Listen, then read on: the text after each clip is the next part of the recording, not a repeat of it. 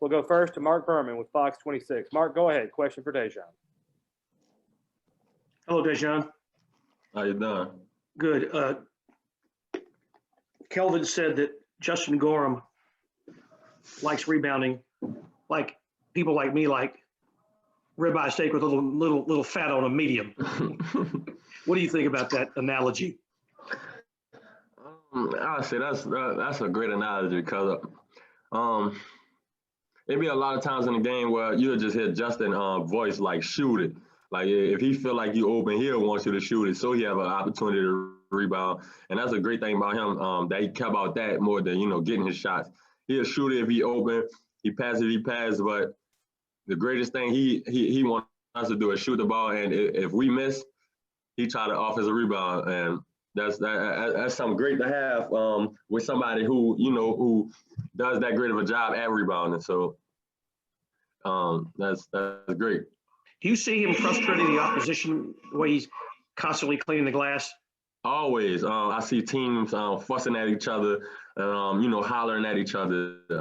When he do get a rebound, he get 2 in a row.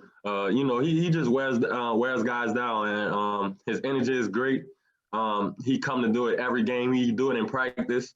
So what he's doing is not a fluke. He works at it and he take pride in it. We'll go back to Chris Baldwin with Paper City, please. Chris, go ahead with a question for DeJon. Hey, DeJon. The depth of this team, I mean, you're having so many guys who can, do things and score. I mean, what does that add? And is this the deepest team you've ever been on? I probably could say that. Other than the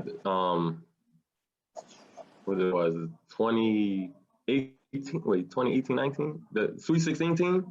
Other than that team, I'd probably say this is probably the deepest one, because with that team we had Corey, Armani, Galen, Fabian, and Breon, and he had me coming off the bench. He had Sid coming off the bench. So we had a lot of good. We had Nate coming off the bench. So we had a lot of good pieces with that. But I just feel like with this team, everybody, and not that team then embraced their role, but everybody embraces their role, and they just try to do it to a T. Even on defense, we pride in helping each other, and help rebound. So I say, yeah, other than the Sweet 16 team, that's probably the deepest team I've been on. Go to Joseph Marte, please. Joseph, go ahead. DeJon, Coach Sampson calls rebounding, defense, and taking care of the ball the Holy Trinity. I was curious, how long did it take you to hear that speech or that message when you got here, and how much is that really, stressed? First workout. When we first walked in the gym, it had a team workout. We worked on rebounding, and we got a defensive drill, rebounding drill, war drill. So when I first got here, that's the first thing he instilled in us, and that's our culture. That's how we win. We rebound, we defend well, and if we take care of the ball, I feel like we have a chance to win every game we play in. So that's the 3 things that we work on, try to pride ourselves with, and I feel like every game, if we do that, then we give ourselves a chance. And if you don't buy into that immediately, what do you think happens? Don't buy in, you practice. That's all I'm gonna say. Practice. You just won't play because that's how we win. And we take pride in playing hard and trying to wear people down. And if you have one liability, that just messes the whole the whole 5 up. So everybody has to buy into that. That's one thing you do have to buy in.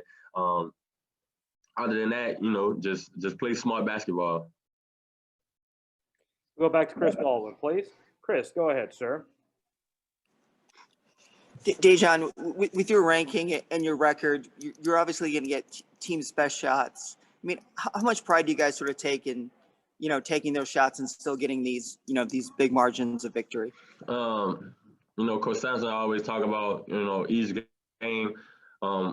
Each game is a game within itself. You can't worry about what the last game did and try to, do the same thing for the next game. So, we just try to climb the mountain every game. go back to the bottom and just try to do the same thing. And like I said, do the three things, we pride in, that's defending, rebounding, and taking care of the ball. And like I said, if we do that, I feel like we have a chance to win every game. We'll go back to Joseph Duarte. Please, Joseph, go ahead.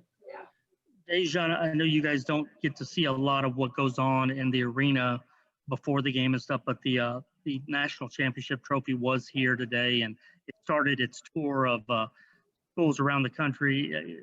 There's a big picture in all this, and the ultimate goal is Final Four and stuff, and people have mentioned you guys, but what would that mean just to be part of something like that, where you can, be a contender down the stretch here, and maybe that thing becomes a permanent resident here at the arena?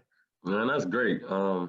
For, people to even mention us, and the same sentences as Final Four, national championship, national champions. We don't really think about it. We just go to practice every day, try to get better, try to improve, go to every game and, try to do the three things we work on. And if it happened for us, it happened for us. Of course we want to get there, but we don't really think about it. We just take every game at a time, one game at a time.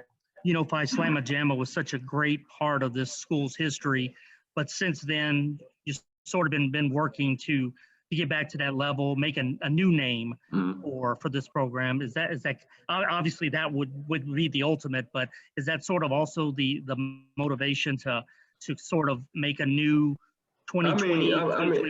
Yeah. We want to we want to have excitement around here, and have a fan come and come somewhere where they're excited to come and come see us play, come see something different.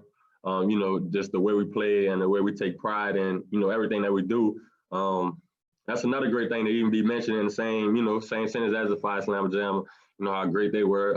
I love the documentary, so we try to do our best, and we're going to keep doing the same thing. We do go to practice, improve and come to the games and play as hard as we can and, do those three things that, we hold our hats on.